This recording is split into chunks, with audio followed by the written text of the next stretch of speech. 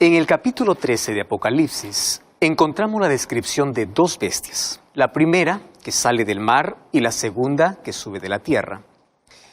A la primera bestia se le da el poder para perseguir a los santos y a la segunda bestia se le da el poder para prohibir, o bueno, ella prohíbe comprar y vender a menos que se tenga la marca de la bestia. ¿Sabes que la palabra bestia puede ser una ofensa y hasta un insulto? Pero en profecía es un símbolo de poder. Cada vez que hablamos bestia, en profecía es poder. Y aquí se identifican dos poderes que obrarán juntos en el fin de los tiempos para poder perseguir y obligar a los seres humanos a desobedecer a Dios. Abre tu Biblia, Apocalipsis capítulo 13, versículo 1. Allí dice, vi una bestia que subía del mar. Y es interesante las características de este poder. Acompáñame allí. En el versículo 4 dice así, y adoraron al dragón que había dado autoridad a la bestia y adoraron a la bestia. Wow, significa que es un poder religioso que recibe la adoración de los seres humanos, ¿correcto? En el versículo 7 dice así, y se le permitió hacer guerra contra los santos y vencerlos. Wow. Y también se le dio poder sobre toda tribu, pueblo, lengua y nación. O sea, no solo es un poder religioso, sino también un poder político y de alcance mundial. Versículo 3 dice así, y vi una de sus cabezas como herida de muerte, pero su herida mortal fue curada y se maravilló toda la tierra y fue en pos de la bestia. Quiere decir que en un momento de la historia perdió su poder, pero ahora impone el respeto y la admiración de todo el mundo. El versículo 5 dice que se le dio boca para que hablase grandes blasfemias y arrogancias. Wow. Y el versículo 7 dice que se le permitió hacer guerra contra los santos y vencerlos. O sea, es un poder religioso, político y que persiguió al pueblo de Dios. Versículo 5 dice que su poder duró por 42 meses, que en un lenguaje profético equivale a 1260 años. Y allí viene la pregunta, ¿quién es ese poder? Aquí se está hablando de un poder que forzará la conciencia de la gente para que lo adore como éste lo determina. Entonces voy a hacerte algunas preguntas. ¿Qué poder, que además de ser religioso, ejerce una poderosa influencia política sobre todo el mundo? Presta atención. ¿Qué poder religioso ha perdido su fuerza política en algún momento de la historia y luego lo ha recuperado? Recuerda que el texto dice, vi una de sus cabezas como herida de muerte, pero su herida fue sanada. Recuerda lo que pasó en 1798 cuando Berthier, por orden de Napoleón Bonaparte, toma preso al Papa Pío VI y le quita toda su autoridad y poder. Otra pregunta, ¿qué poder religioso es respetado y admirado por reyes, príncipes, presidentes, ministros de Estado? Dice que ejerce poder en todo el mundo. ¿Y qué poder blasfemó contra Dios diciendo que es como Dios en la tierra? Incluso según Daniel 7:25 dice que ha cambiado los tiempos y la ley. Ahora, busca la ley de Dios en Éxodo capítulo 20 y compárala con la que lo conocen los seres humanos y vas a ver quién hizo ese cambio. Vas a ver que hay un grande cambio. Otra pregunta, ¿qué poder religioso ha perseguido a cristianos? Porque los perseguidos preferían seguir las enseñanzas de las Escrituras y no las que proponía ese poder. ¿Recuerda la Santa Inquisición? Todo esto son características del poder papal. Ahora, continuemos con la descripción de la segunda bestia. A partir del versículo 11, dice que esta segunda bestia sube de la tierra y que tenía dos cuernos, dice ahí el versículo 11, semejantes a los de un cordero, pero hablaba como dragón. O sea, es un poder que comienza como cordero, pero termina hablando como dragón. Tú sabes que el cordero simboliza a Jesús. Quiere decir que este poder fue cristiano al principio de su existencia, pero algo sucedió después que lo hizo hablar como dragón. Si vamos al versículo 12, dice que este poder pone toda su fuerza al servicio de la primera bestia y hace que la gente adore a la primera bestia. O sea, no pide que se le adore a él, pide que se le adore a la primera bestia. En el versículo 13 dice que es un poder que deslumbra, incluso hace caer fuego del cielo delante de todos los hombres. Y si vamos al versículo 14, dice que es un poder que además de darle fuerza a la primera bestia, exige que se le adore una imagen o una representación de ella. Una imagen, tú sabes que es algo que se parece al original, aunque no sea en realidad. Y el versículo 15 dice que es un poder que le da fuerza a esta imagen hasta el punto de decretar la muerte para quienes no lo adoren. Y el versículo 16 y 17 es tan enigmático, porque ordena poner la marca de la bestia sobre todo el mundo para que nadie pueda comprar ni vender a menos que no tenga la marca. Entonces, ¿quién es ese poder? Aquí vamos a algunas preguntas. ¿Existe algún país poderoso en el mundo que en los comienzos de su historia fuera una nación cristiana? Una nación estudiosa de las Escrituras, defensora de la libertad, de acuerdo a la conciencia, o sea, hablaba como cordero. ¿Existe un país poderoso que, habiendo tenido ese origen, se fue convirtiendo con el tiempo en una nación secularizada? Y hoy es la cuna de toda clase de ideologías y filosofías que no pasan de ser la voz disfrazada del dragón, como dice aquí la Biblia. ¿Cuál es ese país que deslumbra por su tecnología, su poderío militar y que la historia presenta como el único país que un día se atrevió a hacer caer literalmente fuego del cielo, destruyendo así a otras ciudades? Ahora, hasta aquí es fácil identificar también este segundo poder, porque está hablando de Estados Unidos de América en la profecía. Pero ¿sabes qué? La Biblia menciona otras características que se cumplirán en el futuro muy cercano. ¿Qué cosa es lo que todavía no se ha cumplido? Es que este país acogerá un día de la semana como símbolo del primer poder mencionado en el capítulo 13. Y este país va a exigir que todo el mundo adore a Dios en ese día y aquellos que no lo obedezcan no podrán comprar ni vender. Y Apocalipsis capítulo 13, versículo 18 dice, aquí hay sabiduría. El que tiene entendimiento cuente el número de la bestia, pues es número de hombre, y su número es 666. Y aquí aparece este misterioso número 666 que ha producido toda clase de especulaciones. Código de barras, la vacuna, un microchip en la piel. ¿Sabes que en la Biblia el número 7 es símbolo de perfección? Dios bendijo el séptimo día de la semana y le dio el carácter sagrado. El número 7 en la Biblia aparece 323 veces y en todas ellas se refiere a Dios, a sus obras de misericordia y de juicio. El número 7 es símbolo de Dios, es símbolo de su poder, es símbolo de su gobierno. Pero el número 6 aparece 92 veces en la Biblia. Y en todas las referencias tiene que ver con el hombre, con sus obras, con su herencia, con su destino. Y la Biblia dice que el hombre fue creado en el sexto día. Y a partir de ese momento el número 6 fue el símbolo de hombre y su relación con su imperfección. Entonces aquí el número 6 es repetido 3 veces. Si el 6 es el símbolo del hombre, quiere decir que aquí existe un poder desesperado, que en su desesperado intento humano quiere alcanzar la perfección divina. Un poder que pretende ser Dios pero no lo es. Un poder que exige que los seres humanos lo adoren, pero solo es un poder humano.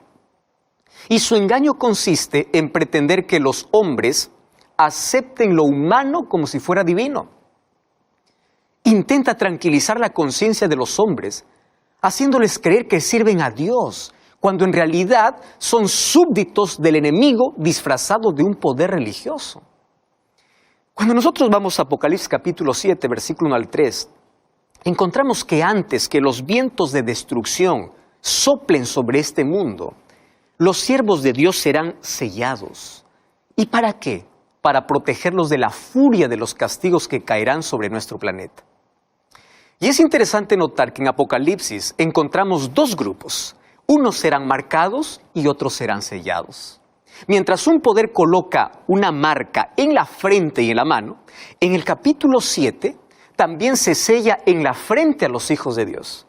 Entonces, al llegar a este punto, allí surge la pregunta, ¿qué es la marca de la bestia y cuál es el sello de Dios? Recuerda que quienes reciben el sello de Dios es para protegerlos de la destrucción. En cambio, en Apocalipsis capítulo 14, 9 y 10 dice que si alguno adora a la bestia y a su imagen y recibe la marca en su frente o en su mano, beberá del vino de la ira de Dios.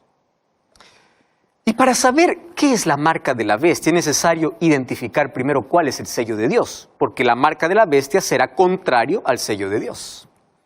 Un sello generalmente sirve para identificar a alguien o algo. El sello contiene un nombre, atributos, autoridad y el carácter del dueño del sello.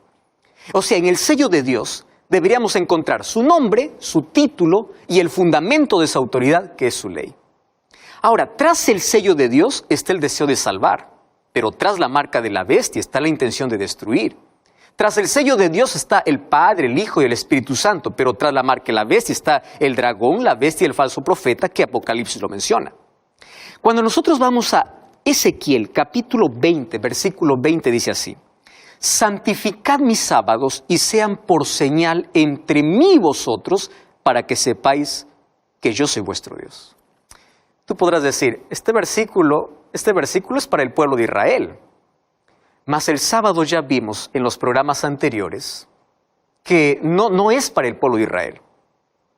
Nosotros ya vimos esto en los programas anteriores, que no se trata del pueblo de Israel. Ahora, si tú te das cuenta, aquí la Biblia está hablando que hay una señal.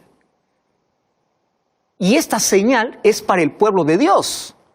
El sábado no fue hecho para los judíos, sino fue hecho para toda la humanidad.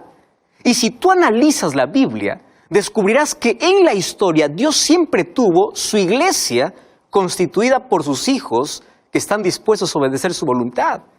Pero también siempre hubo seres humanos que quisieron seguir sus propios caminos y rechazaron la voz de Dios. ¿Te acuerdas de Caín y Abel? Recibieron la orden de ofrecer un cordero como sacrificio a Dios. Abel obedeció y Caín decidió hacer las cosas a su manera. O sea, Caín no se lanzó frontalmente en contra de Dios. Él ofreció un sacrificio, pero no como Dios le había ordenado, sino como a él le pareció. Ahora, al final de la historia, quienes reciben la marca de la bestia no estarán frontalmente en contra de Dios. Ellos creerán que están sirviendo a Dios, pero no como el Señor lo pidió, sino como a ellos les parece que debe ser. ¿Sabes que la característica distintiva del cristianismo consiste en aceptar a Jesús como Salvador y obedecer los mandamientos de Dios? Y uno de los aspectos importantes de esa obediencia es la observancia del sábado, como dice aquí la Biblia. Y hemos explicado esto en programas anteriores incluso. Ahora, Ezequiel dice que el sábado es la señal o es el sello, es la identificación o la marca de Dios. Tú puedes burlarte y decir que el sábado no era para Israel. No puede ser, porque el sábado se instituyó en la creación cuando no existía el pueblo de Israel. El sábado era la señal del pueblo de Dios. Ahora, el remanente espiritual de Israel es el cristianismo. Son aquellos que aceptaron a Jesús como Salvador, aceptaron su gracia, mas también son fieles y obedientes a los mandamientos de Dios.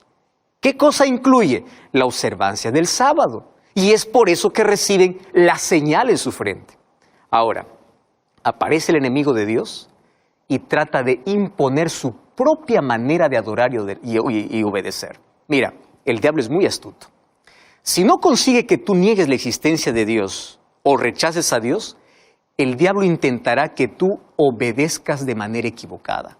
¿Recuerdas en el jardín del Edén? Dios dijo, si ustedes tocan de este fruto prohibido morirán. Aparece el diablo y dice, no morirán. En la ley de Dios está, acuérdate del día sábado para santificarlo. Viene el diablo y dice, no es necesario que sea sábado, puede ser domingo. ¿Recuerdas que a Caín le dijo, no es necesario que ofrezcas un cordero, puedes ofrecer los frutos de tu campo? O sea, no es necesario hacer las cosas como Dios pide. Tú puedes hacer lo que mejor te parezca. Y justamente allí está el peligro. Pensar que estás sirviendo a Dios cuando no es así. Pensar que estás obedeciendo cuando estás realmente obrando en contra de la voluntad de Dios. Mira, busca en tu Biblia y trata de encontrar una sola declaración que diga que el sábado no es más el día del Señor, que fue cambiado por otro día, por el domingo. Entonces tú te preguntas, ¿por qué entonces la gente guarda otro día que no es el sábado? Ahora, nosotros ya vimos en el programa anterior argumentos de cómo apareció en la historia y que ese cambio fue humano, no fue divino. Ahora, si el sábado es el sello o la señal de Dios, ¿cuál la marca de la bestia? Recuerda que en Apocalipsis 13 se habla de un poder político y religioso y también de un país poderoso, diciendo a los habitantes de la tierra que hagan una imagen a la bestia. Una imagen es una representación de algo. Ahora, ¿cuál es el poder que está detrás del domingo como día de reposo?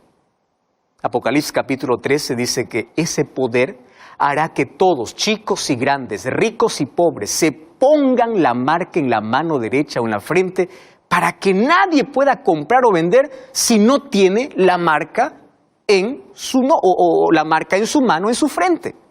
Ahora, aquí la profecía indica que llegará el momento, un momento en la historia de este mundo, cuando los que guardan el sábado no podrán comprar ni vender. Tú podrás preguntar, esto es un delirio, esto es una fantasía. Veamos lo que pasa hoy mismo. Hoy estamos viviendo en tiempo de libertad religiosa. Tú ya viste cómo muchos jóvenes que observan el sábado no pueden rendir sus exámenes universitarios que no sea otro día cuando cae en sábado. Y eso que estamos viviendo en libertad. ¿Tú ves cuánta gente pierde el derecho a trabajar porque no le pueden dar el día sábado libre? Solo que esto no es un asunto que se limita a una cuestión acerca de sábado o domingo. El tema de fondo es obediencia y adoración.